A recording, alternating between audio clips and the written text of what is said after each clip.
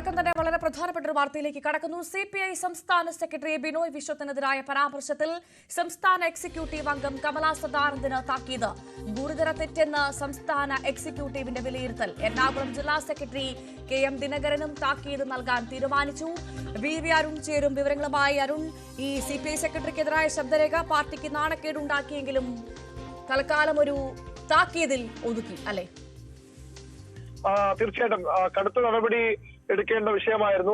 അതീവ ഗുരുതരമായ തെറ്റാണ് ഇരുവരുടെ ഭാഗത്ത്, സംസ്ഥാന എക്സിക്യൂട്ടീവ് അംഗത്തിന്റെ അതുപോലെ ജില്ലാ നേതാവിന്റെ ഭാഗത്തുണ്ടായെന്ന വിലയിരുത്തലാണ് എക്സിക്യൂട്ടീവ് ഉണ്ടായത്. പക്ഷേ ഇരുവരോട് നേരത്തെ പാർട്ടി വിശദീകരണം തേടിയിരുന്നു. ആ വിശദീകരണ കത്തിനൊപ്പം തങ്ങൾക്ക് പറ്റിയ തെറ്റാണ്, അബദ്ധമാണ്, ഇത് ആവർത്തിക്കില്ല എന്ന് പറഞ്ഞുകൊണ്ട് മനഃപൂർവ്വം ഉണ്ടായതല്ല എന്നുള്ള ഒരു ക്ഷമാപണത്തോടു കൂടി മാപ്പപേക്ഷിച്ചുകൊണ്ട് അവർ കത്ത് നൽകിയിരുന്നു. ഈ വിശദീകരണത്തിനൊപ്പം അത് പരിഗണിച്ചാണ് കടുത്ത നടപടിയിലേക്ക് കടക്കാത്തത്. മാത്രമല്ല കടുത്ത നടപടി എടുത്തുള്ളതൊരു വീണ്ടും ആ വിഷയം കുത്തിപ്പൊക്കുന്നതിന് തുല്യമാകുമെന്ന് വിലയിരുത്തലും നേതൃത്വം മുന്നോട്ട് എത്തിയിരുന്നു. കാരണം നേരത്തെ ബിനോയ് വിശ്വത്തിനെ പറഞ്ഞത് ഞാൻ അറിയുന്ന കമലാ സദാനന്ദൻ ആ രീതിയിൽ തന്നെ അതിനെപ്പറ്റി സംസാരിക്കില്ല, ഇത് അവരുടെ ശബ്ദരേഖയാണ് എന്ന് വിശ്വസിക്കുന്നില്ല എന്ന മറുപടിയാണ് അദ്ദേഹം നൽകിയത്. സ്വാഭാവികമായും അവർക്കും ദിനകരന്റെ നടപടി എടുത്താൽ അത്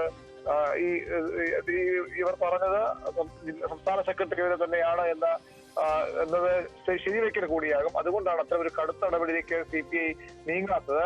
മാത്രമല്ല ഇവരുടെ മാപ്പപേക്ഷ, അവരുടെ ക്ഷമാപണം ആ രീതിയിൽ എക്സിക്യൂട്ടീവ് പരിഗണിക്കുകയും ചെയ്തു. ഏതായാലും രണ്ടുപേർക്കെതിരെ കടുത്ത വിമർശനം എക്സിക്യൂട്ടീവ് യോഗത്തിൽ ഉയർന്നു വന്നു. അത് എല്ലാം പരിഗണിച്ചുകൊണ്ടാണ് ഈ ഇത്തരം നടപടിയിലേക്ക് ഒതുക്കിയിരിക്കുന്നത്.